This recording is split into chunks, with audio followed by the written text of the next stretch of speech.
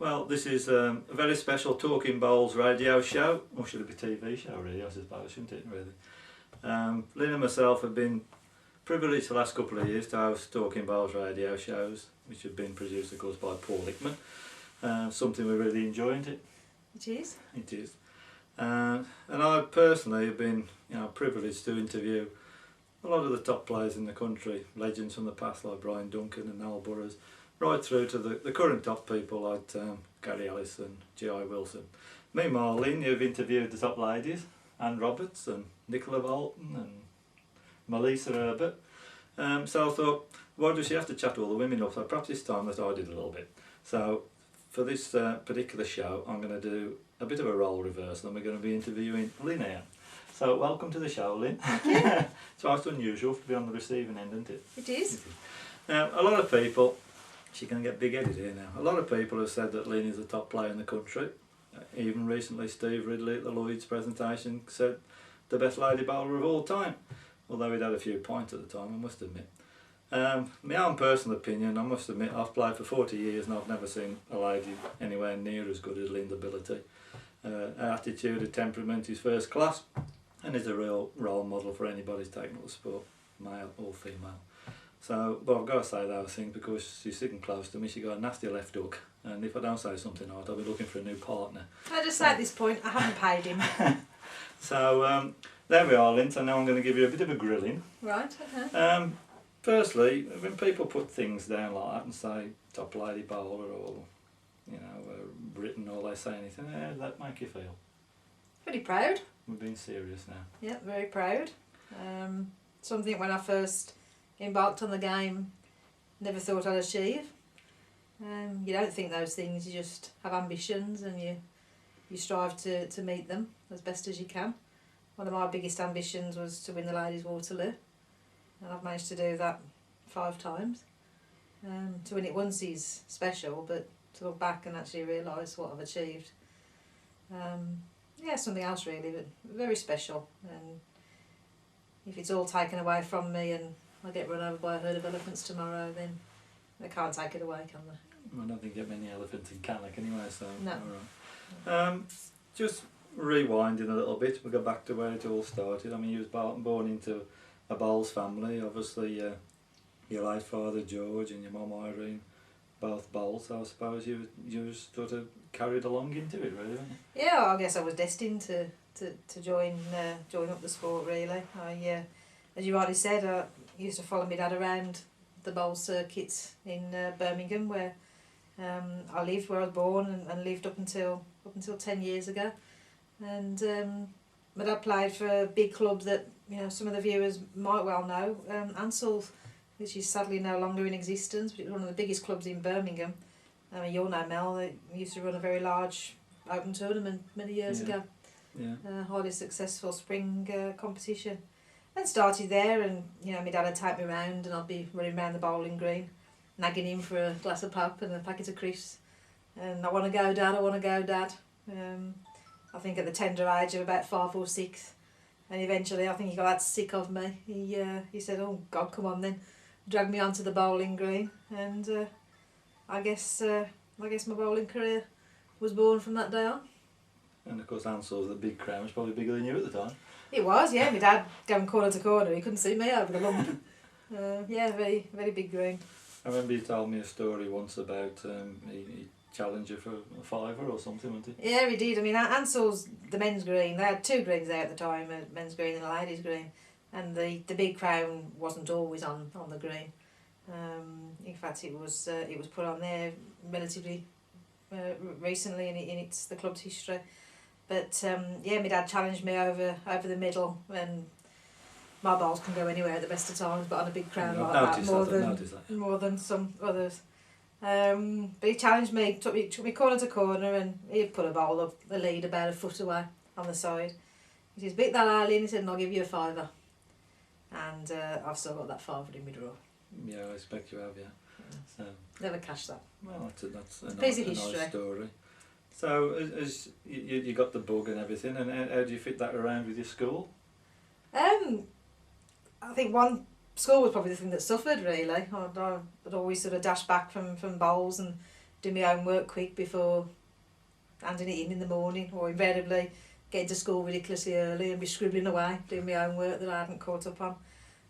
It wasn't easy, but you know, I got round it. You know, a lot of the school teachers actually, in fact, took a keen interest in the bowls. You know, it was something that they knew I did, and you know, at that point, obviously at school, you know, I didn't have the success that I've seen in my later years, but they took an active interest and always encouraged me to participate in extracurricular activities, but I think I might have participated a bit too much, really. Yeah, I was a bit the same really. I used to come out of school straight onto the bowling green practice, and I used to get an old chap who used to come, he was a local undertaker, Sam, and I used to go knock on his door, and after he'd put a few people down that day, he used to go on the bowling green, and he used to bury me more often than not, actually, to be fair. Yeah. So you started there, and can you remember your first game? Your competitive game, or who it was for, Ansell's, I presume?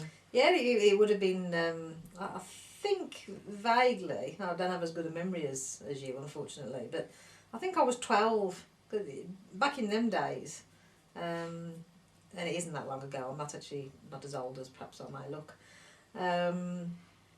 You couldn't actually play in the ladies' leagues until you were 14, which was a bit of a shame, because I think the team wanted to actually put me in at a relatively young age, but I think I was actually 12 when I played my first competitive match. I haven't got recollection of who it was or what the score was, but I actually remember the very first tournament that I won, and that was with one of my very closest friends, Maggie Paling, who you know Mel, and we won a local league doubles, and it was played at the Mitchells and Butlers club in Cape Hill in Birmingham, again a very well-known venue in Warwick and Worcester, and we won it, and I was 14.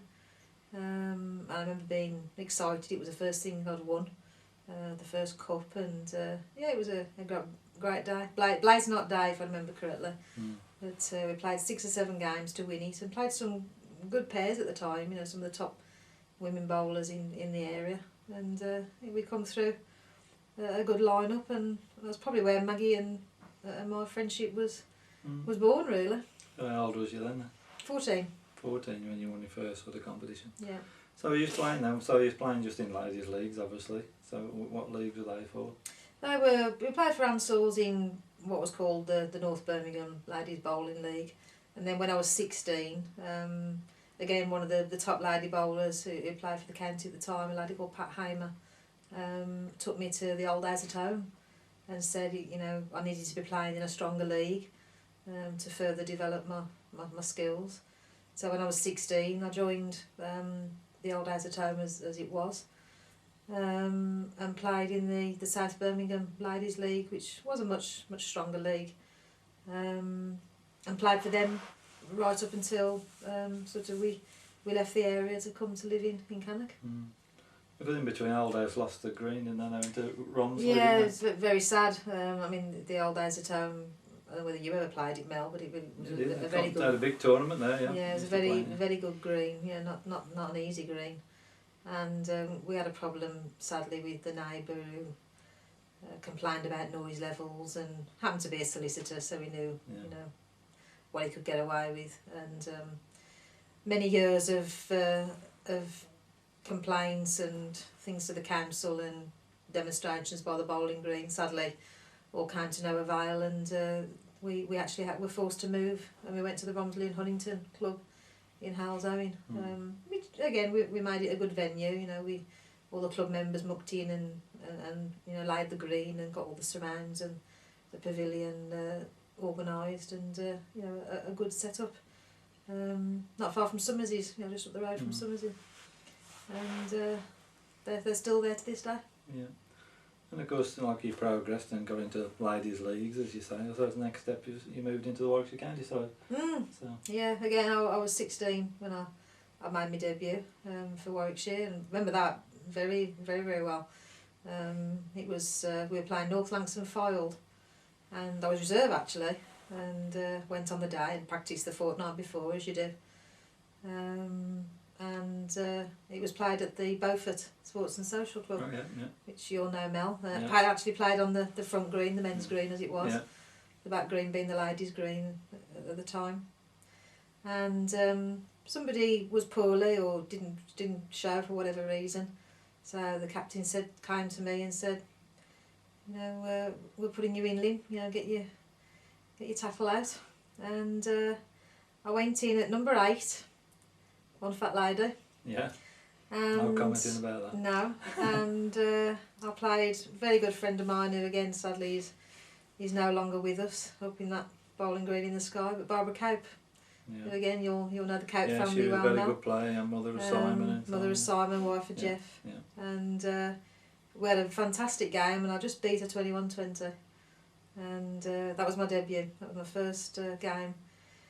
And represented Warwickshire, you know, many times and for many years after that. Up until, as I say, I moved from Birmingham into Cannock. Yeah. So, what took you into tournaments, and you suddenly you started going to the Waterloo and play for that? You remember the first time you ventured out of your league merits and things like that? Yeah, I spent a lot of time sort of looking at various competitions, and again, several years ago. I mean, you're talking of probably 15, 20 years ago. There's a lot more competitions for ladies back then than there is now. A lot of top money prizes, and I was just of the opinion that if I was going to better my game, I needed to enter more tournaments and expose myself to the top players who I was never going to sort of meet, basing myself purely in the Midlands. And I was lucky. I had the support, obviously, from parents, and fellow county colleagues who used to enter tournaments with us as well. Particularly Anna Loughlin. Again, another very close friend of mine, Debbie Williams and Sue Moyd, and the four of us sort of ventured further afield together, and then I'd go to a few places on my own. It was just really to, spread my wings and just test myself really and see, what I could achieve perhaps. And yeah, that's right. Yeah. Not really knowing. First competition you went in out of the area? I think it was actually at Stockport, if I remember right, Stockport Cricket Club. And they used to run a big ladies tournament up there. And of course the ladies Waterloo used to go in that. That was the big one really, the big attraction. Been up to Morecambe for the festival, Fleetwood. But it's a lot of tournaments really. Ended up travelling, depth and breadth of the country really, in the Crown Green Bowls land. Just as back then, there was 20, 30 more ladies competitions. Significant greater number than there is now, sadly. And when you started travelling, who was like the top lady players at that time? Like, who you sort of admired or put your skills against? The two really, I'd have to say, would be Pat Davies and Karen Johnston. Particularly Pat, she could play any length, any mark. I've seen her play short very well. I've seen her play corners very well. They were the two at the time. Undoubtedly, the people you in some people's cases didn't want to play, but in my case did want to play. Because I always took the view, to be the best, you have to play the best, and beat the best eventually. But they were certainly the two players who were really at the top of the tree at that time. Alongside the other women bowlers such as Maureen Bresnans, Pat Bennett, Irene Reardon, Leslie Smith. Names some of which are still around today. But Pat and Karen were the two sort of that I sort of always admired and aspired to be as good as. I suppose in those days as well, you wouldn't see so much of those people really, because I mean there was no talking bowls and 21 ups. There was not so much probably access to publicity as there is now. I suppose you get your Bowlers World once a month. So initially when you started, a name like a Pat Davison, you probably wouldn't know who they are really. No. Probably heard of them until until you suddenly got onto the scene a little bit. Yeah. And how did you feel when you first time you go and play at a Karen Johnson or Pat Davis? Was it heebie-jeebies a bit? It's funny actually, because I remember, and again another ex-Warwickshire County player who sadly is no longer with us, Betty Redman. We were up in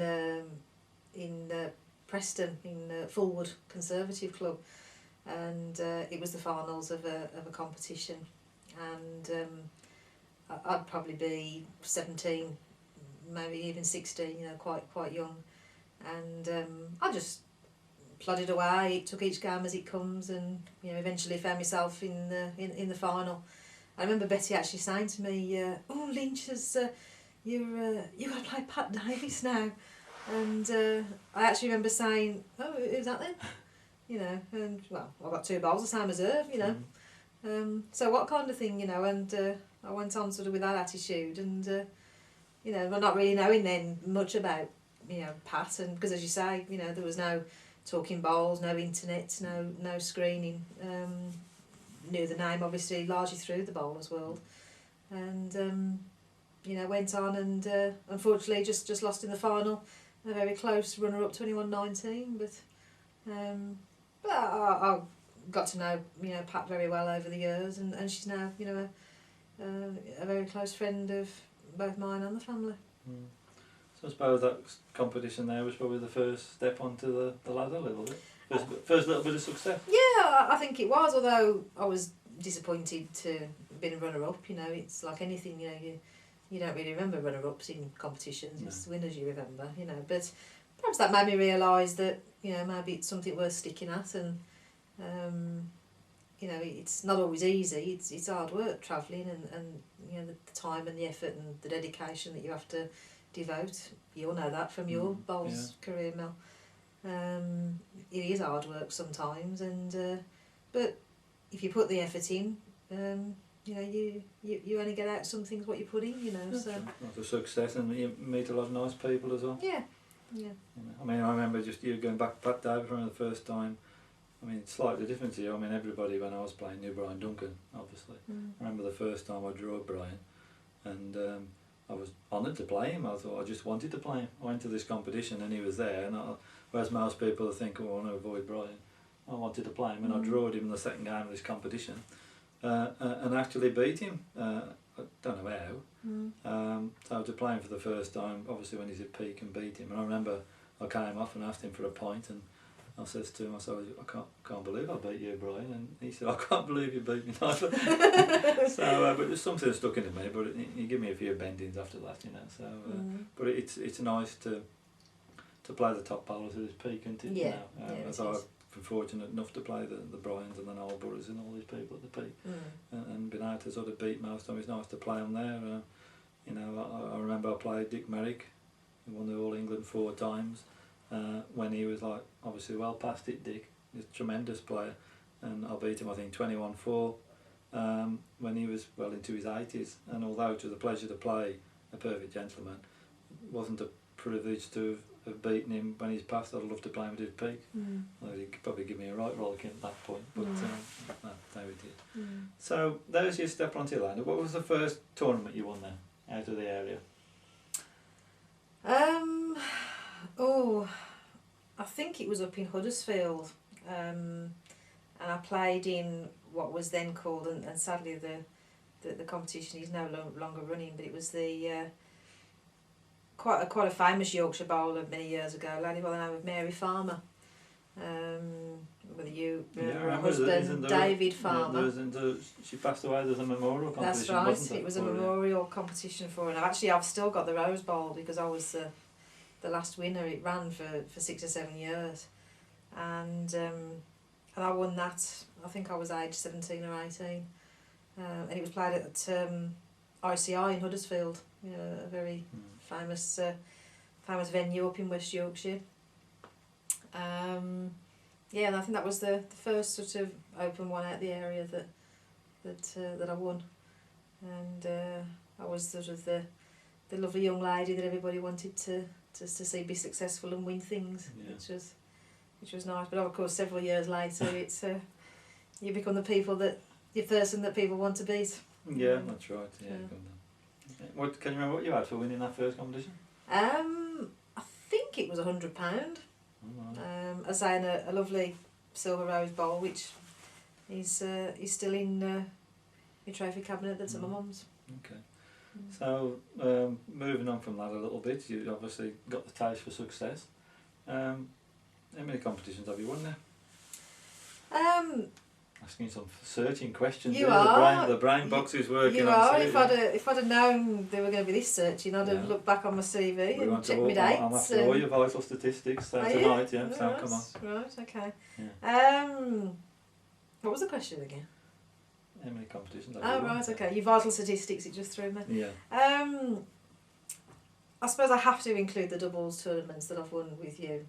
Of course. To be fair, so it's in the mid-80s. I think it's about 85, 86. Yeah. And I suppose is it a target to win 100 tournaments? Yeah. Yeah. It is something I wanted to do and I achieved a few years ago. Yeah, definitely. It is a special number. Yeah. Obviously we must mention some of your big successes. Obviously the Waterloo. You won that 5 times, the record. What was it like the first time? Describe the day, who you played, the weather and everything.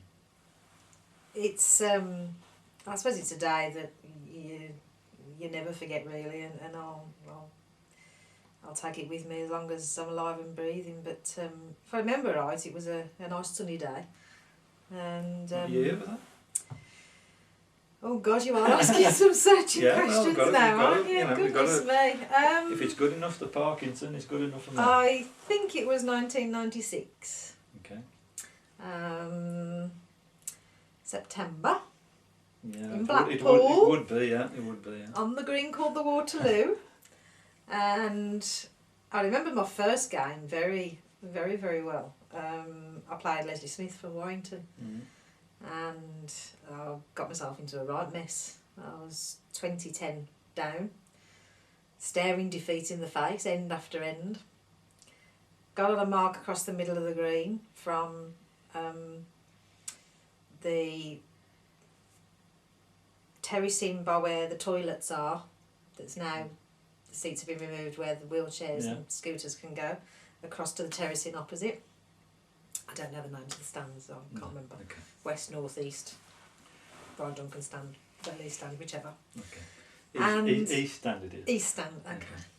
And somehow, I, quarter of an hour, 20 minutes later, got to 21 before she did. I don't quite know how, to this day. And I remember Leslie saying to me, I had a drink afterwards, and she said, sometimes that happens, your name's on it. And 4 or 5 hours later, I was presented with the trophy by Steve. It was obviously the manager at the time.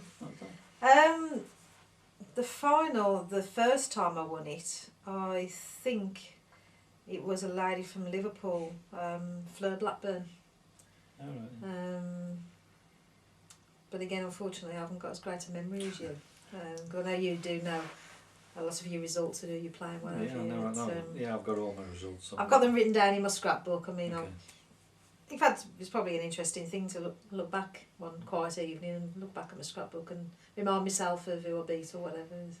As time goes on, you forget. Yeah, I mean, I wasn't there the first time you won it, but I mean, I was with you. I think I've been every one since. And as you say, everybody wanted you to win it those days, didn't they? Which is always this nice young girl, and it would be nice if she won it instead of Pat Davis or Karen. Yeah. Of course, there's a bit of a reversal now, isn't it? You know, you sit in the stand there thinking, oh God, Lynn Pritchatt again, I hope I loses and somebody else gets the name on the cup, I suppose, isn't it? You know.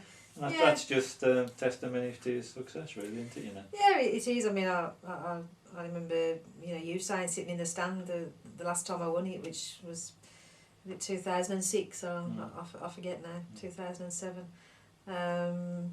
Gone from a decade previously. Really want this young girl. From Birmingham. She's a lovely player. Lovely girl. Really want her to win. To people sitting behind you and actually saying, Lynn Pritchatt was to be banned from the competition. Yeah. Can't quite understand that mentality. It's like any sport. If somebody's good enough to win, you know, Wimbledon 10 times, then good luck to them, you know. That's right. But yeah, it's everybody. I think everybody wanted to see me beat, and the times when I have lost there, and I've lost in finals, I've lost in semi-finals. You know, I've made the final day more times than I care to remember, but I've usually got a bigger round of applause if I've lost than actually the winner has. But that's testament to you, isn't it? You know, I mean, very often, I mean, in competitions, people say, particularly when Brian was at his peak, who's won a particular competition? I say, Joe Bloggs has won it. The next question is, who beat Brian Duncan? You know, it was not well done to the person who won it, but what happened to Brian? You know, and that's, you know, testimony to such as yourself, isn't it? In the same way, you know. It's a bit of a backward compliment, I suppose. It is, yeah. If somebody says, who won the ladies' Waterloo, and they say, it was Mrs. Smith or something, they'll say, what happened to Lynn Pritchatt this year? Isn't it? You know, that's just, you know, the standing you've got in the game, really. Was the Waterloo, you've won all these major ones, all England's and Champion of Champions. Was Waterloo the first one of the majors, you might call? Yeah, it was. I can't quite remember if it was in the same season, the first year I won the Waterloo, but I created history by winning the Waterloo and the ladies' Talbot in the same year. Which I say, you know, was a record that I don't think has been since broken. But yeah, the Waterloo, and then, you know, Look for Me followed, you know, a few more Waterloo titles, Fleetwood twice, the ladies' Talbot twice, the All England twice, the Champion of Champions. I seemed to sort of have a breakthrough with the one, and then I had a few years where everything else seemed to follow. Yeah, true. I remember the All England the first time, it was at Universal, went to the Stafford, and the greens were like glass, weren't they? I think they didn't go until midnight or something like that. It started at sort of 10 o'clock, so I got there for about 9 o'clock, 9:15 in the morning, as you do, get there early, scorching hot day. And I literally came off the green. The final was played purely under floodlight. I think about 11:15 on the night. Eventually came off the green and beat Lillian Hall from Wigan in the final. The first time I'd won the All England. I remember actually getting home and it was probably just turned midnight, and the phone ringing. It was Mike Wakelam, and I think he rang obviously to, one, congratulate me, but two, you know, have you really only just got home? Has it really only just finished? You know, it's the greens were like glass. The Universal greens are, over the years I've been playing. I've been on there in county games, and they've been very difficult to play. And again, similar in a way to my first Waterloo title. First game, played Heather Rowe from Stafford. Quite a colourful character, as you know, Mel. And just about won 21-20. And went on to pick it up. So there must be something about first round 21-20 wins that... Yeah, perhaps written in the stars. Yeah, perhaps. Okay, so you won the All England again after that? I did, yeah. I won that at MBE in Birmingham, which was nice to, I suppose, go back home to some degree, and you know, it's a green that, or two greens that I've always played well. You know, they suit my game. You know, my style of play. I'm known for playing short marks quite well, so they suit me quite well. So yeah, it was nice to win it in Birmingham, win it in my own territory. Yeah, it's always nice to win on your own patch, isn't it? I remember I was in the All England final at MBE, and it was nice with all the Midland support around, isn't it? You know, so just moving on from that a bit, you now sort of took a backward seat from ladies bowls. You made the decision a few years ago you weren't going to enter any ladies competitions apart from obviously the Waterloo. I mean, why did you do that? It was a difficult decision, really. I mean, I'd won, you know, everything there is to win in the ladies' game, and I guess I was on the circuit in, you know, times where there was a lot of ladies competitions and a lot of quite good competitions as well. There was a lot of money in ladies bowls. A lot of money in ladies bowls, and I was very fortunate to have come to the fore at a time when, you know, that was still sort of very, very good and very active.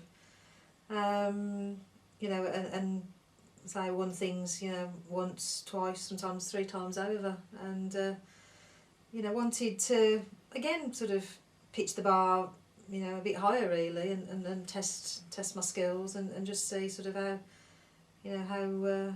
how good I could be against the men and playing not just everyday average sort of male bowlers, but some of the top male bowlers. And you come across people obviously sort of in various competitions, and so just wanted to just raise the standard again really, and raise the bar, and just sort of wasn't really prepared to settle for a certain level, sort of ambitious, and just thought, well, can I go up a gear, so to speak. And why did you carry on with Waterloo? A lot of people have asked me that. I think probably it was the first major that I'd won. It's a very special place in most bowlers' hearts, and I'm no different. Yeah. It's the Wembley of bowls. It was a place that was very, very dear to my dad. He spends a lot of time usually marking cards there. Everybody's card. Yeah. Everybody, not just mine. And telling everybody where they went wrong. Yeah, that's right. Yeah. I see him sitting there on the front row now, and it's just a special place. And I've been very fortunate to have had the success I've had there. Not just in the singles, it has to be said, but I've won the spring pairs with both Paul Strutt and yourself, which again for mixed pairs competitions is one of the biggest that's around. Certainly the highly reputed one, and so it's just got that something about it, hasn't it, really? Yeah, I can understand you doing that. Couldn't really not imagine perhaps playing in the Waterloo. Although, deep down, when we were there back in September filming the final 8 of the men's, part of me wished, I could play in the men's Waterloo as well. I think you'd need to have a serious operation before they'd allow you to get into that one. Yeah, I perhaps don't think that day would ever come. But. So, I'll put you on the spot then. So, if next week there's announced a £10,000 ladies competition, would you go in it? Oh. Would you come out of retirement? I don't know. Obviously, something money like that, then you'd have to think about it, obviously. But I largely sort of went into retirement from the ladies' game to focus on competing, in against the men, in competitions, and of course. Tied in with the move that we made from Birmingham to Cannock, I joined Chad's Moor. One of the top teams, not only in Staffordshire but in the country. A team that's got an excellent reputation for being a top class side and won a lot of the national team events. Being the only woman sort of in the team as well. Quite a bit of pressure really, and sort of going with a little bit of expectation on me, having had the success I've had, but having had the success in ladies tournaments and competing then within a team like Chad's Moor is, a whole different ball game. I remember when you moved over here like 10 years ago when you come to live in Cannock, I had to talk you around a little bit, didn't I? Because you intended carrying on and playing for Romsley on a Tuesday night and so on. And I sort of said to you, well, you're going to be coming into a man's world and you should be having one green and putting all the effort into trying to establish yourself in Chadmore's team. I mean, do you think my wise words helped? Yeah, definitely. It was a hard decision. Leaving your friends and everything. Yeah, as well. Leaving friends who I'd known, from an adolescent. I still keep in touch with many of them, as you know, but sort of seeing people, 3 or 4 times a week, and so I've been with that, circle of friends since I was 16, so it's a big wrench to move, away from those people. And you're right, I was going to travel back and play in the ladies' league. But, you obviously, wise head on your shoulders, you knew what I needed to do. and advised me accordingly. It was a step up. It wasn't going to be an easy step up for me. No. Like you say, moving into a man's world, so to speak, and going into a new area where I was known by some people, but not others. And stepping onto a home green that I'd quickly have to learn, and away greens that I'd never even seen before, and it's not an easy transition to make. Well, I said to you at the time, I mean, I was captain at the time, and you said you wanted to get into the first team, and I told you quite strongly that you got to earn your place, didn't I? But if you got the shirt, you'd keep it, sort of thing. And to do that, you've got to be dedicated. I mean, what was the difference? You've been playing. I don't want to knock ladies' bowls because there'll be people listening who are going to got it, but you've gone from whatever you call the South Birmingham Ladies League with the greatest respect. There's no comparison to moving into the Summit Garage League or the Dudley Vaughan Society League coming over. It's got to be a major step up from playing lady bowlers, who many of which play more socially, shall we say, to suddenly becoming thrust into games against the top sides like the Woodfields and the Mitchells and Butlers and the Nordleys of this world, which is obviously more intense, both on and off the green. You have to have remarks aimed at you, not nastily, shall we say, but people trying to get under your skin to see what you're made of and so on. What did you notice the difference? I mean, what was the biggest thing different from playing in the South Birmingham Ladies League to suddenly playing in the Summit League? What was the most noticeable change, apart from the standards in much higher, obviously? Apart from it being really scary for me at the time. Why do you think why scary? I think, you hit the nail on the head with what you just said, really, sort of going from not guaranteeing to win, but 9 times out of 10 going onto the green and knowing really, you're going to win halfway or less, and that's no disrespect to any female bowlers. To actually going on the green and playing, the likes of Nick Newey at Woodfield or Steve Davis at MBE or, whoever. Learning Moor, which isn't the easiest of greens, as most of our listeners will know. Although some will say it's a women's green actually, so should be alright. But yeah, just the sheer jump up the level really, and the standard, and feeling sort of a bit under the spotlight and a bit under pressure to perform. And I suppose being a lady in the top flight, there's very few ladies in the Summit League or the Rugby Society who played at that level. There's a lot of lady bowlers obviously in Staffordshire County, and of course you must remember in Staffordshire there's no ladies teams or leagues. Right, yeah. So the ladies that do play, really you've got to decide what they want, and do they want to play in that division, or do they want to try and better themselves against the men, and there's not too many who actually break through over the years at the top level, really. I mean, you've got to have be a bit of an hard cookie in a way to do that. And as you say, you come into Moor, you have to put a lot of time in. It is, as you say, a very difficult green, but I'm sure, I know a lot of the lads took it to one side, didn't they? Particularly obviously myself and I think John Turner, didn't they? Who taught you a few tricks on the green and a few marks. Yeah. And now you're pretty comfortable on it, aren't you? One of the good arm players. I think having, prior to joining Moor, having done well, I think from memory 2 consecutive years in the Les Evans Memorial, your late father's competition, having got to 2 semi-finals, gave me a bit of confidence as well, I think, to actually have that self-belief that, you're not just on there making up the numbers, you can perform and you can do well.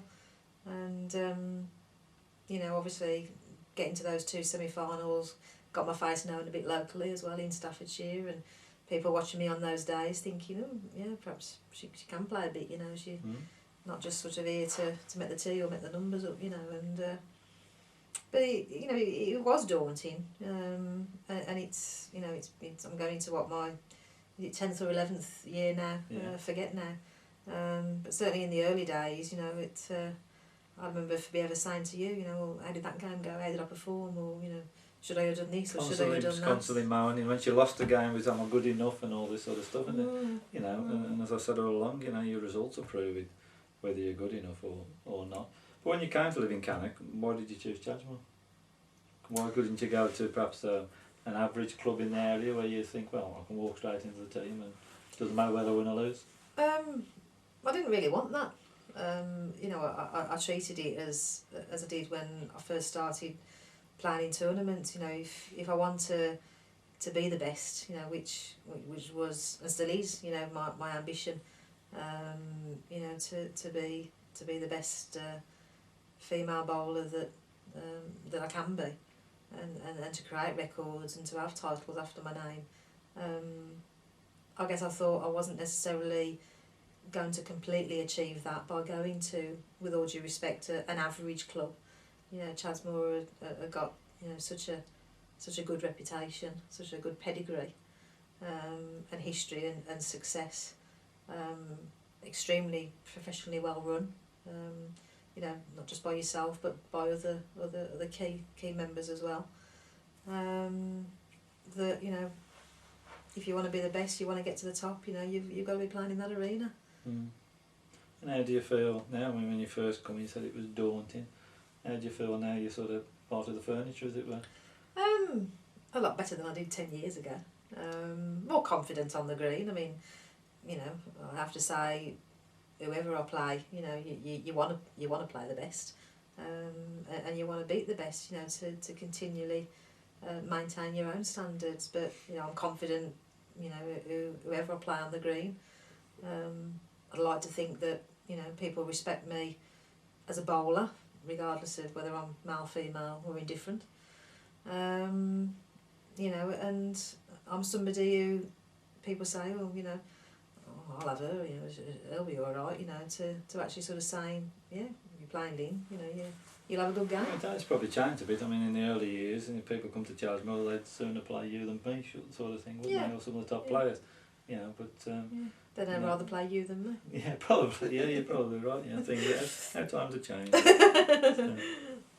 But comparing, let's say, that first year when you came, it was difficult. I think the first year, didn't you actually play in the Staffordshire Cup final the first year? And it was a bit of a nightmare. I've had about 3 or 4 Staffordshire Cup nightmares. Yeah, the Staffordshire Cup has haunted me a little bit, really. But in recent years, I think I've put some of those ghosts. Oh, you put that to bed, yeah. To rest. But that must have been a big challenge for you, because it isn't like an individual competition that if you get a bit of a bollocking, shall we say, it's just you, isn't it? You know. But I mean, the first year you went on and it was obviously a big occasion, and you had a bit of hammer in, didn't you? Like, you know, I know it haunted you for some time, didn't it? It did. It to say it scarred me is probably a slight overstatement, but it's something that we got through a few Kleenex. Yeah. It's something that did play on my mind, you know, a lot. But it's made you a better player, haven't you? Yeah, and because you don't want to go through that again, did you? No, but well, unfortunately, I did. I mean, I had about 3 Staffordshire Cup nightmares, if you remember. One to the hand of Gary Cooper, another one to the hand of now a teammate, Mick Jones. Yeah. And I think Paul Butcher was the other one. Yeah, you know, it is a big occasion. You know, you're thrown in there sort of to the lions a little bit, and possibly not sort of the occasion got the better of me, but I think possibly in a way trying too hard and not relaxing and actually enjoying the occasion and not wanting to let the team down. And of course, you know, that's exactly what I did feel, but I wouldn't want to go through that again. But you learn from it, you know, and you have to take support from your teammates. I think have always been very supportive. I don't think there's anybody at Chadgemore have ever thought, oh, we don't want a woman in the team. I mean, I don't think they even consider you as a woman, really. No, I don't think they do. Although you've been mistaken for a lad a few times, haven't you? Yeah, I have. Yeah. There's been many occasions when I've heard somebody say to you, bloody hell, that lad with long blonde hair's playing really well. That's right, yeah. That was at Earlham, didn't it? It did. Yeah, I remember that at Earlham. Yeah, it did. Yeah, I've been called the lad a few times. Yeah, that's fair. But no, I have to say, everybody at Chadgemore, you know, from the first team to players in the second team, you know, I've only ever been welcomed with open arms really, and had an awful lot of support. Perhaps not so much now, you know, because obviously, you know, sort of well and truly embedded in the fold, so to speak, and you know, my results, you know, have spoken for themselves, and I have got, you know, obviously earned a rightful place, you know, in the team, and just treated as one of the lads really. Yeah. But you know, I had an awful lot of support, obviously from yourself. You mentioned, you know, John Turner earlier on, Cliff Johnson, Kevin Keary, Roy Peach, you know, an awful lot of old Chadsmore stalwarts who probably go back 10, 15 years and never dreamt that there'd be a woman in the team. My one regret is that your dad was not around to see me, because I think he would have probably enjoyed that. Yeah, and he would have been very supportive. He'd probably been practising with him more than anybody, to be fair. You know.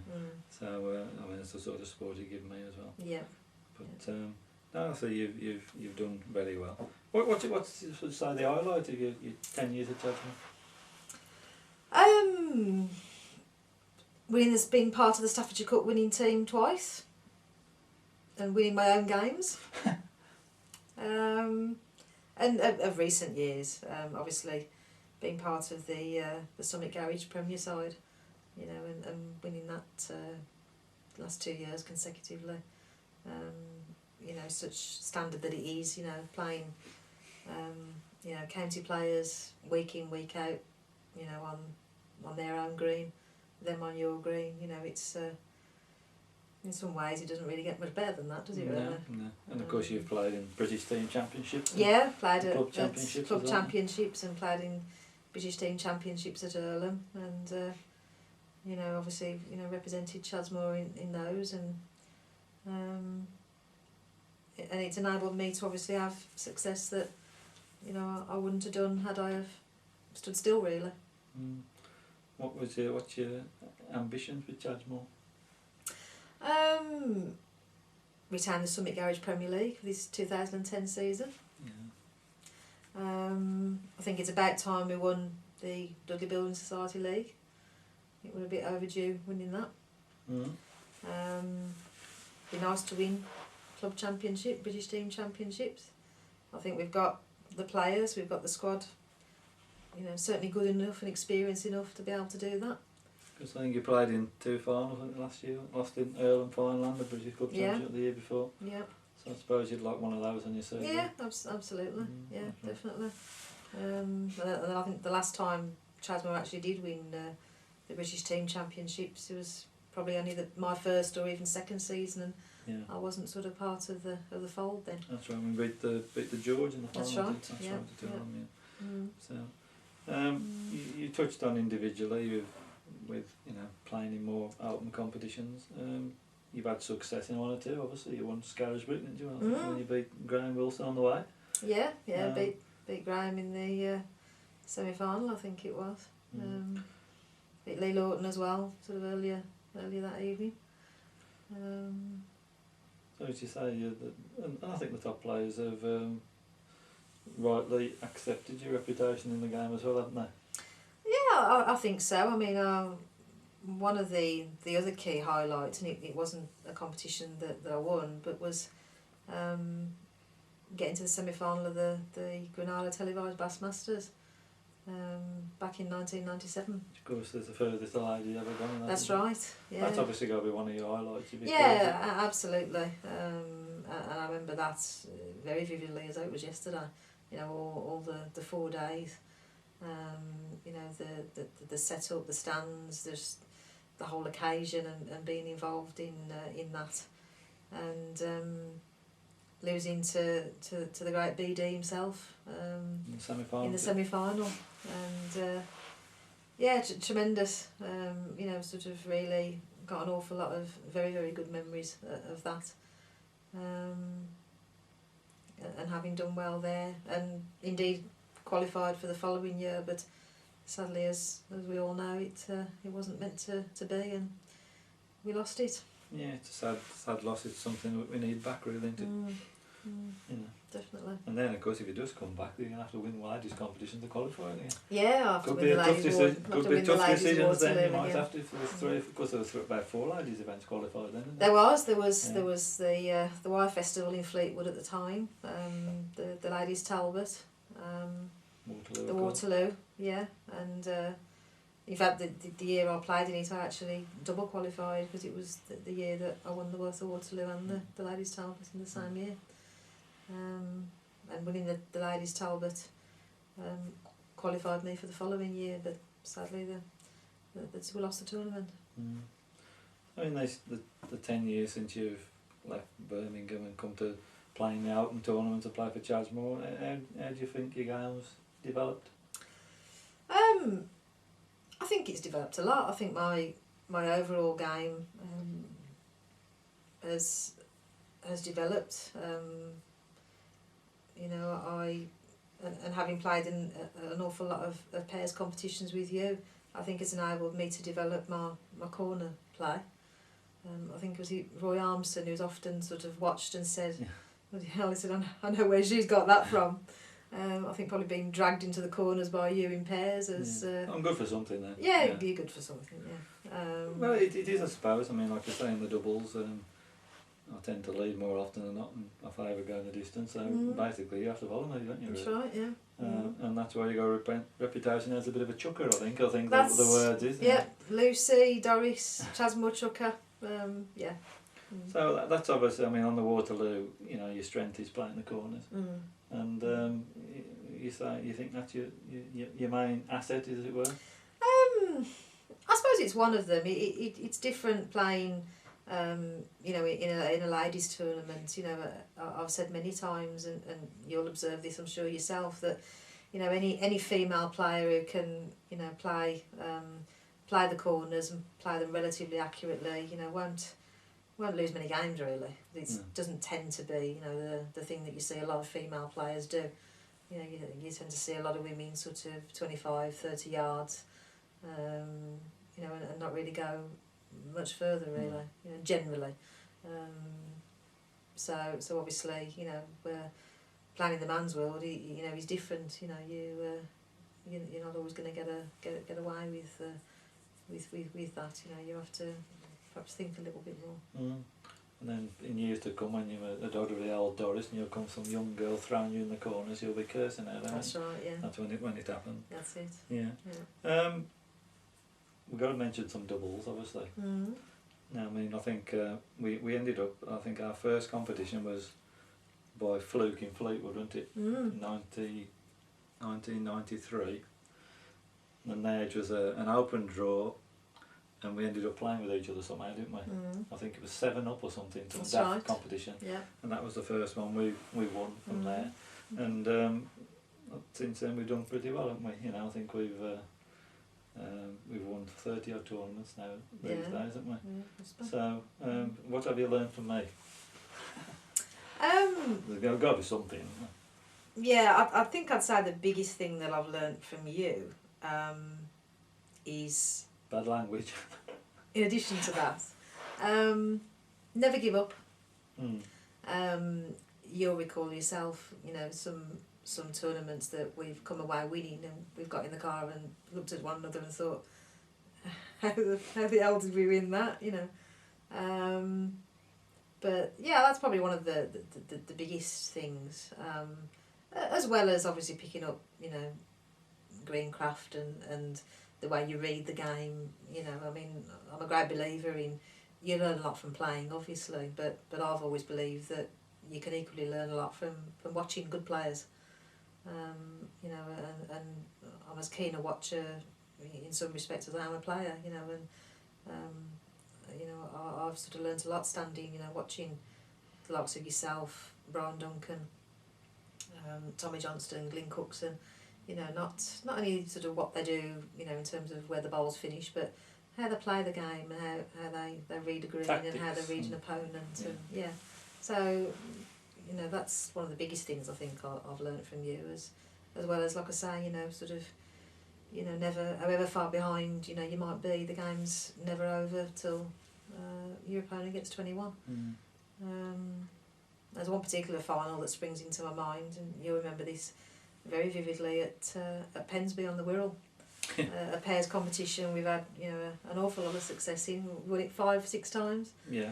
And one year, did we find ourselves in the final, something like 25 down. And in doubles, you can't believe... Along an edge, weren't it? They was playing along an edge. Playing along an edge, yeah. And you can't believe that a pair in doubles can't actually get one to get out of the game. And but I did say to you, we're going to win this. You did? And yeah, all we did was, I went up the other edge. You went up an opposite edge, And that's right. And we ran out, didn't we? But again, that's something you say, you got to never give up, you know. And I mean, I've seen a change in your attitude from when you first come. Like we got back to the Staffordshire Cup final.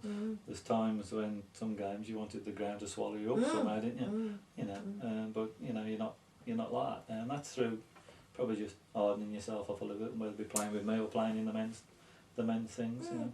Yeah, I think you're playing against the top, you know, men bowlers, and you know, I've been lucky, as we mentioned. You know, I've played, you know, Graham Wilson. I've played Gary Ellis. I've played Lee Lawton. I've played Andrew Cairns. You know, I've beaten them. They've beaten me.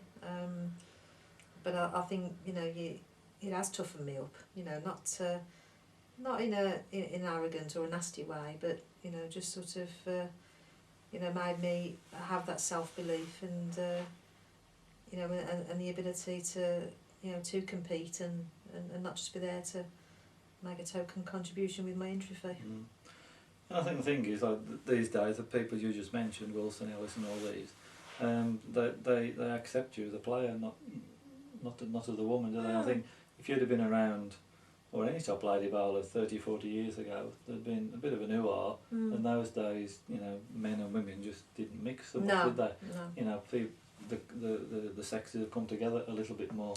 And there's opportunities for the ladies who want to, such as yourself or Nicola Bolton and Melissa Robert these days, that they can have a go in these tournaments if they so desire, can't they? Now, years ago it would have been frowned on to have a lady in a men's competition, wouldn't it? You know, or in any open competition, really. And very few even attempted it, to be fair, did they?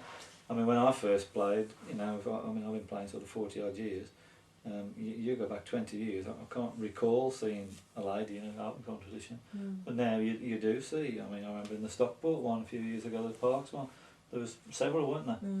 I know they did give a prize then for the lady who goes the farthest, which I remember, I think you got more money wanted, and Brian Duncan wanted to do a split with you, didn't he? Because, you know, in the last 32 or something like that, because you'd got 100 quid for being the lady who went the furthest, and something Brian that got 50 quid, you know. I've never agreed with. No, but, no, that's it. So going on to the future now. I mean, you've got a year or two left in you. Life in the old dog, yes. Yeah. What's your ambitions all around? I mean, you've commented about Chadma. You as a person individually, what would you like to achieve? What would you like to achieve before they nail the lid on, shall we say?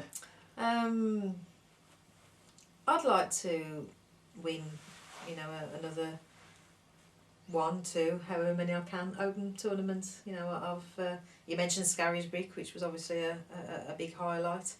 I actually came close 3 or 4 years ago to perhaps causing the BCGBA a bit of a problem, really. I lost in the final of a competition in South Yorkshire, which was a men's champion of champions qualifier, if you recall. That's right, yeah. Up in Barnsley, I think it was, when it was played, the Betfred, as it's known. The first year it ran, and I lost 21-20 in the final to Andrew Spragg. And I lay game 3 or 4 times, and Andrew, being the lucky git that he is, just managed to find a bowl and edge me out. But my dad actually asked John Crowther sort of some time afterwards, you know, what would have happened if Arlene had have won that competition, you know, what would have happened? And John's view at the time was, she's won it fair and square, the tournament is a qualifier, she would play. Although conversely, on the other hand, I've heard some men say, if ever a woman plays in the men's champion of champions, they're packing up bowling. So perhaps one of my ambitions is to put a few men into retirement. Yeah. Yeah, I'm sure it would be one of your ambitions, and as I said, you know, if the events are qualifying events, then so be it. And there's more and more. I mean, this week they've announced the qualifying tournaments for the champions. There's several that ladies can qualify. Cradley, obviously, I know the other step is now a qualifier as well. You know, so I'm sure if anybody did ever get in the men's champion of champions, you'd have a good chance. And Nicola, of course, she's doing the same. She's entering a lot these days, isn't she? Yeah, She's I mean, had a lot of success. Nicola is, you know, he's a good friend of both yours and mine, isn't she, Mel? And again, like me, you know, has won a lot in the ladies' game, and you know, has a very good reputation in Wales and sort of in the league she plays for in Cheshire as well. She's followed in your footsteps a little bit, hasn't she? Because she's moved into men's teams, hasn't she? Now, yeah, more she than has. the ladies, and she does very well. You know, she's been part of I think it's the Red Lion in Frodsham, and she's played in Brunner Cups. You know, the big cup up in Cheshire. She played in the final, didn't she? Yeah. The year before that. You know, and you know, I rate her very highly. You know, she's a class player, and like me, you know, she's took it to the next level and thought, you know, I wanted to have a go. You know, very competitive player. You know, is Nicola, but got the right attitude and equips herself. You know, very well. You know, so she's. Who knows? You know, there might be the two of us. You know, in a men's champion. Yeah, that'd be unique, or shall we say? I mean, you spoke, just rewinding, but you spoke about people from the past, Pat Davis and all these. What do you think of the current top players like Nicola and Melissa, obviously? I mean, Melissa's had an excellent, you know, season, and has been knocking on the door for a couple of 3 years really. I mean, I've played Melissa, you know, several occasions. Yeah, quite a few times on the Waterloo, you know, in the ladies' Waterloo, and you know, and beat her. You know, as a player, I think, you know, and I'm sure she wouldn't mind me saying this if ever she saw this interview or listened to it, but she's matured a lot, particularly over the last 2 seasons. You know, there'd be times where you probably get, you know, in front of her and she wouldn't necessarily have the fighting spirit, you know, whereas I think now she's developed that bit of sort of grit and determination and patience to get back into games. I think what probably I've noticed the difference, I quite agree with you. I think what's made the difference is probably Warwick and Worcester allowing ladies to play. Yeah. You know, she's now playing in men, and Warwick and Worcester, I mean, they give you a bit of grief around the green at some places, and you know, you've got to sink or swim to a certain extent. Yeah, you know, absolutely. And I've noticed a difference in her. You know, I've seen her in the past, as you say, you know, where she got behind and, you know, it's the end of the world somehow, but she's developed into, you know, a very good player. Yeah, she is. Last year or two. You know, the last 12 months, two seasons, you know, she has really developed, and as you rightly say, you know, she plays, you know, with her dad, you know, and her brothers at Aycock's Green, and she's now at Kingsheath Park, you know, and you know, she'll probably be playing in the Summit League this time. Yeah, in the third division, you know, I suspect. Yeah. Playing in the Warwick and Worcester, you know, playing alongside of, you know, the likes of Paul Gamsby, you know, and that's obviously done her the power of good, you know. You know, as you know, she won the ladies Waterloo last season, you know, putting me out in the semi-final and playing superb, you know, sort of beat me fair and square on the day, no complaints. But interestingly, the day before, I think got battered 21-6 on her own green on Kingsheath Park in a Saturday League game, and went sort of to the Waterloo sort of thinking, Jesus, you know, the day before I've got bashed on my own green. It shows how her attitude's improved. Yeah, that possibly wouldn't have happened a couple of years ago. And playing ago. on Kingsheath Park on a big green like that can only improve your game as well. Yeah. So you know, good luck to her. Yeah. I think, you know, Nicola and Melissa are obviously two of the best. I mean, Anne Roberts packed up for a year or so, and she was a, you know, a class player at that. Yeah. I'm sure she'll come back and be equally successful. Yeah, I sincerely hope so. I mean, one player that I would have mentioned, you know, would be Anne. Again, very good friend of both of ours, really. And very, very good competitor, very tough nut to crack. Again, I've played Anne many, many times. You know, she's beat me, I've beat her. And, you know, she, again, she's played in mixed leagues, you know, up in Lancaster. And has got a very good reputation. And like myself, first and foremost, probably, you know, heads for the corners on a green, you know, and plays them with, you know, tremendous level of accuracy. That she would, you know, give any top man a run for the money. Sure. As she did, you know, she's done. We've seen her Easter Monday, Yeah. haven't we, on Shadsmore, you know. Yeah, she's done well, yeah. Done very well. I think there's probably quite a few ladies actually who, if they applied themselves, such as you've done for the last 10 or 20 years, and Melissa could have equally success. I mean, I've seen quite a lot. I mean, the two in particular who've impressed me, was Julie Bradley. I think she got tremendous amount of ability from Stafford, but has never really used it to the full, shall we say. Another one who always impressed me was Debbie Williams, who, to me, she was a superb player, and you know, such a sad loss, and you know. Yeah, I mean, devastating. I mean, Debbie, again, you know, very, very, very close friend of mine, and tremendous player, excellent servant both on and off the green. I mean, she was the Warwickshire, you know, ladies secretary. She's held various offices. The backbone of her own team, Hall Green ladies. You know, tremendous loss to both Warwickshire, but the game of Crown Green Bowls generally. You know, it's won a lot of competitions in her own right. You know, tremendous player. You know, very, very natural.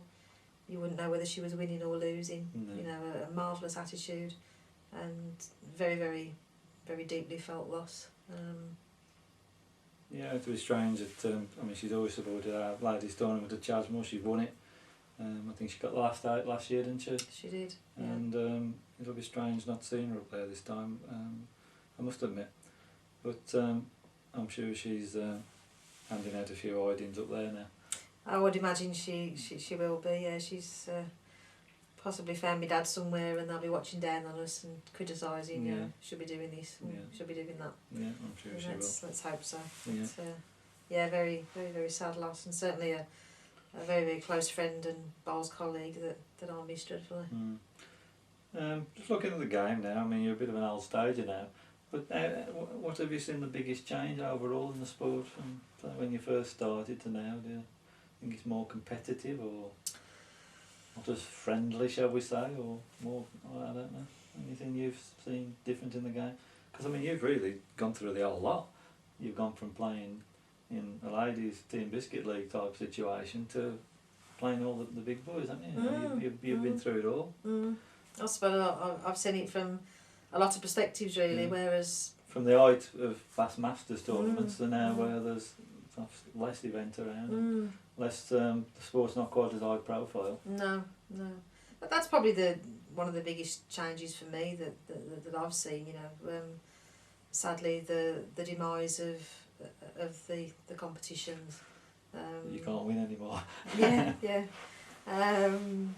Both ladies and open ones. It has been, you know, a very sad loss, obviously, and the game has suffered as a result, sadly. You know, losing the Bass Masters was very influential, because sadly, you know, losing the Bass meant that we lost some of the other qualifying tournaments along with it, you know. I think also that the characters in the game have changed and sadly in some ways aren't there now. You know, when I sort of first again go back to the Ansell's days when I was there with my dad, you know, two of the top men, I suppose, at that time, sort of in the Midlands area, who I looked up to, and you know, they were most definitely my heroes, were Steve Rogers and Dave Royston. Two highly reputed Warwick and Worcester county players, but more than that, two great characters of the game, you know, little and large as they used to be called. And tremendous. watching them play doubles together was Yeah, we had a few tussles with them. Entertaining, really, John, particularly Steve, absolutely awesome to watch, and so I think we don't always have some of the characters in the game now that we used to. And I think there's a little bit more, perhaps, win at all costs in some cases, isn't there, these days, perhaps people just go a little bit over the top. Perhaps not quite as much sportsmanship in some areas as there used to be. So, and in some cases as well, you perhaps I've seen it in leagues as well as competitions. Sometimes and it doesn't happen in every case, obviously, but some of the social side of bowls, has maybe sort of suffered, and perhaps things like drink driving have contributed to that. It's made a big difference, you don't tend to sort of get that many people sort of staying after a match and having a drink these days, and it's play the game, match is over, we'll go home kind of thing. And presentations the same. I mean, years ago we used to have most clubs and leagues have sit-down dinners and big presentations, and a lot of those have very few and far between from the social sort of side of it.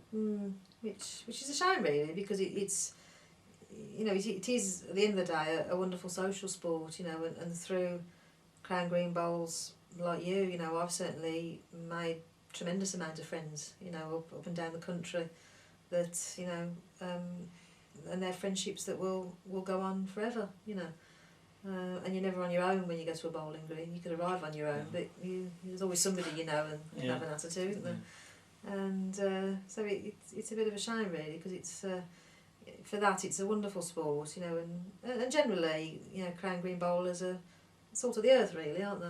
No, everyone pulls together. It's like a big family, really, yeah, isn't it? Yeah, absolutely. And you've seen it when there's been charity things and stuff like that, been going on, the support. And we went up to the Lloyds when they did the Guinness Book of Records. It was tremendous to see people pulling together for good causes as well, isn't it? Absolutely. And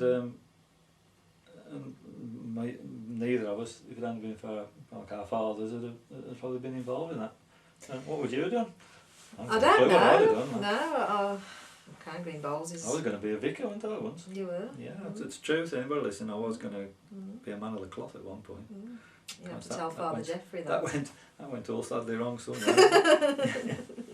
So, something I've actually often asked myself, and I remember many times my dad asking me, what would you have done, Alan, if you'd not played bowls, and you can't quite imagine it, can you, really? No, you brought up with it.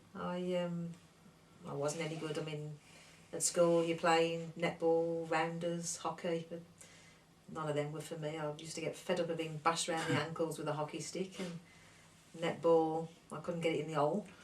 You needed to go a couple of feet, I think. That's right, yeah. So the bowls was just the one thing I found that I perhaps could be half decent, at, and stuck at that. Yeah. So I don't quite know what I'd do if I. I've resumed my horse riding now for the last 12 months. That's it. She's into the horse ride now, so you got to watch out for the nationals coming up shortly. I'm in training for London 2012. She's got a nice grey horse called Lily. So, So we could see a change of vocation going up there for Lynn. Obviously, we're going to start wrapping this up soon. We've been chatting along now for half an hour or so. Yeah. Obviously, you touched on your dad a time or two, which was your greatest fan, wasn't it? Yeah. And I know some of the stories you told me in the past, that when the first time he won something big, wasn't he? Whether he hiding behind a tree or something like that. Yeah, it was the All England that we talked about earlier at Universal in Stafford. I remember halfway through my first game, sort of glancing around, because he was always one sitting in the deck chair and scowling at me or shouting, "Get him up! Get him on a road," or whatever he used to shout. And I used to turn round to him and... He couldn't do that himself. No, that's right. And he disappeared for about 5 or 10 minutes, so I lost my concentration a bit, because I was half watching what I was doing and half looking around for him as well. And eventually, behind a hedge, I saw a bellowing of smoke up through the hedge. And in them days, my dad smoked. And he told me afterwards that the game was getting so close he couldn't bear to watch.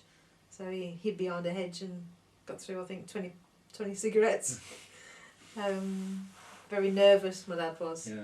Particularly in the early days. Perhaps not so much in latter years. You know, he'd sort of be bowling every bowl with me and for me, really. But marking every card. And marking every card, yeah. Yeah. I mean, obviously he's been there through all his successes and everything, and you know, obviously sadly you've lost him now. It's been 12 months, and it's got to be very difficult for you. Strange, isn't it? I mean, I went through a spell when we lost my dad, so tragically, really, that they're with you all the time. I mean, it's bad enough to lose a parent, but when you got one who's with you all the time, it's more difficult. I remember someone saying to me, a bowler, just after my dad had died, how do you cope? Because like you, we were going out every night of the week, we were together all the time. This particular gentleman, he said to me, well, young chap, he said to me that he comes home from work, has his dinner, his parents had never played, he's in the house for half an hour, he's gone out bowling, has a few pints, come home, they've gone to bed. Next morning I say, did you win or did you lose? No interest in his sport. But, you know I did, but you must find it very difficult. I mean, particularly last season, you know, going around and him not being there, it's hard, isn't it? Like, you know, I mean, how do you feel you've coped with all that? From obviously he was your greatest fan, your little princess he used to call you, not so little now, mind you. No. But from being there with you every time and going to these places, how do you cope with that? Yeah, I mean, as you rightly said, you know, it was my dad who brought me into the game. You know, he taught me, not necessarily all, but a lot of what I know, and travelled the length and breadth of the country. As you rightly say, everything I've won, you know, I don't think I ever recall winning anything where he was never there. You know, he's been there to see me lift Waterloos. You know, he was there to see me make history at the Bassmasters, and been there along the way with me. You know, and been a tremendous support. And last season, and at Chadsmore, you know, he's not only marked my card, but you know, he's come to you as captain. You know, marked 3 or 4 cards. You know, and has always sort of, you know, been around the green, and last season to not have that, you know, I was dreading last season really in some ways, you know, not knowing how I would cope or how I would feel, you know, just stepping onto a bowling green and looking for him, and presuming that, like he always ever was, he'd be there, you know, and as soon as the draw was made, you know, hand out, you know, give me a card. So very, very strange, very very emotional at times, but I don't know, you perhaps find some strength within yourself that you don't always know or realise you have, really, you know. And I think perhaps I was driven by the fact that somewhere, somehow, he was still with me and he was watching over me and would curse me if I put up a bad bowl. And perhaps that was a bit of a driving force, really, to carry on and be successful, not purely for me, but for my dad as well. Yeah, I mean, like last year when we won the Waterloo mix, didn't we? Like, and it was, I mean, obviously, you know, I was very close to your dad, as you know, anyway, and it was strange to receive the trophy on the green at the Waterloo, and him not looking on sort of proud, particularly of you more than me, naturally, like, you know. But I know people said to me last year, it's strange, particularly Chadmore, not due to seeing George here, and I said to him, well, you know, how do you think Lynn and Irene feel? You know, I've been through all that. I mean, when I came through, I mean, of course, my dad did all the work, he was the greens and everything, he did all the surrounds. It was difficult because every slab he touched, and you know, every bench your dad sat on and all the rest of it. You know, and I'm very proud of you, to be fair, how you have coped with it all, because it was obviously a difficult first season. It don't get any easier, but you know, once you get out of the first, so you know, you've done really well. But again, I think you've had a lot of support from people around you, me or whatever, and also you got, you know, your mum to think of, and she's there, and she got a. I mean, she done well with the bowls as well, didn't she? Last season, yeah, she did well is. last season. Sort of last year she did very well. The year before that, you know, when you know there was times that Dad was not able to go because he wasn't well.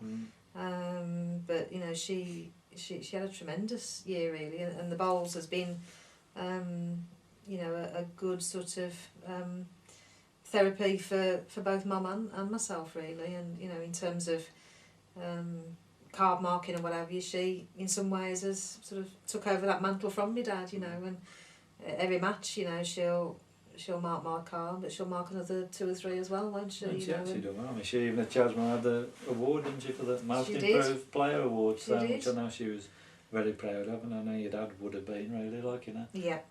Although your dad was obviously proud of yourself, you know, I think he loved with your mum to win anything. Or yeah, anything. I mean every, you know, competition, say going back to when, you know, we travel all the country in the ladies tournaments, you know, obviously Mum would enter like me, you know, and perhaps sort of didn't always do as well as me.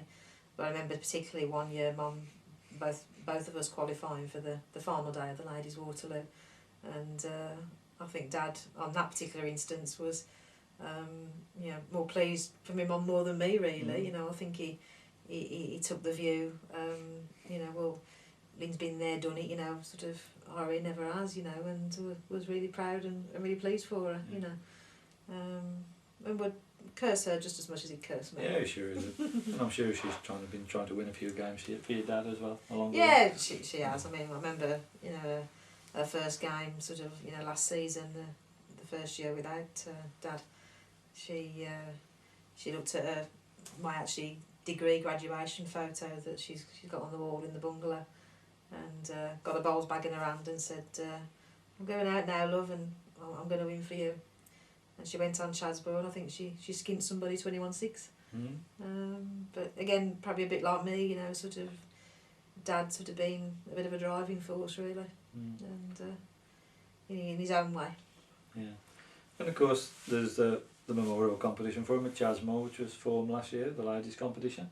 I mean, you and your mum, you both got to be, you know, really proud, I suppose, that people supported that, haven't you? Yeah. Not just the sponsors, but again this year we got a top class lineup, 32 ladies, many of whom were very close to your dad as well, who have entered. You've got to be really proud, really, I suppose, of that, haven't you? Yeah, I am. I mean, you know, Dad was a great lover of the sport in general, but perhaps through my achievements, you know, a particular lover as ladies bowls, as you know, Mel, and a great supporter of ladies bowls.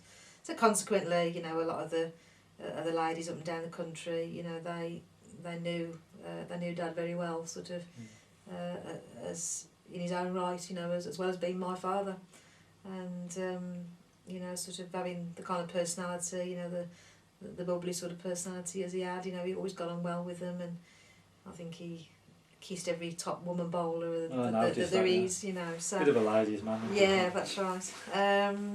So very, very early on, obviously, you know, I knew I wanted to do something for Dad, and a ladies competition sort of seemed the most fitting, really. At Chadgemore as well, then. Yeah, at a place where, you know, he loved, and, you know, was his sort of home in later years, you know, and enjoyed watching us play, and enjoyed sort of watching the whole of the team, really, you know. So to get 32 women sort of playing on the green, you know, for a competition in his name, you know, it does make me very proud, you know, and I'm proud that, you know, the kind of a quality lineup that we've managed to produce, you know, it's testament, you know, not only to my dad, but also, you know, the excellent organisation that particularly you, you know, put into running the events at Chadmore, you know. So it's and it's a competition, you know. I put up the trophy in my name because I wanted to put something back into the sport. You know, I've been very, very fortunate. I've took a lot out of the game, but I equally think, you know, it's good to put something back in as well. And obviously it's the George Pritchatt Memorial, but playing for the Lynn Pritchatt Trophy. Because last year was the first one, which was emotional day, wasn't it, for you and your mum? It was the first competition and the first time a lot of the ladies had got together, so it was a difficult day really, wasn't it? Enjoyable day, but difficult, a very pleasant day, but as you say, a very emotional day. You know, it's seeing some of the ladies for the first time, you know, since I'd lost Dad, which obviously was hard, emotional itself, and the first time a ladies tournament has been staged without him again being there and marking, you know, as many cards as he could fit into a day, you know. So it's you know, very proud, but yeah, in some ways a tough day to get through. And of course I was all right till somebody else started crying, and then that's right. And then the Kleenex outreach, it was inevitable, wasn't it, really? So anyway, we better start calling it a day. I suppose now the season's about to start, and you're all looking forward to it. Yeah. We're off to Portugal in a couple of weeks for pre-season training camp. And having gone there last year, I think we perhaps both benefited to having a bit of sun, get away from this horrible winter that we've had, and you know, get some games under our belt. And I think we perhaps both benefited from playing out there last year really, and doing as well as we did. So yeah, looking forward to that, and as ever got a busy season ahead, league wise with Chad's Moor, and the competitions obviously that you and I are playing, and looking forward to and we hope it's a decent summer, better than the winter. Yeah, let's hope so. We don't have too much snow in this, and we have a dry summer. Okay, I'm sure we wish everybody all the best for the coming season. So anyway, we better wind up. I suppose I haven't been too hard on you, have I?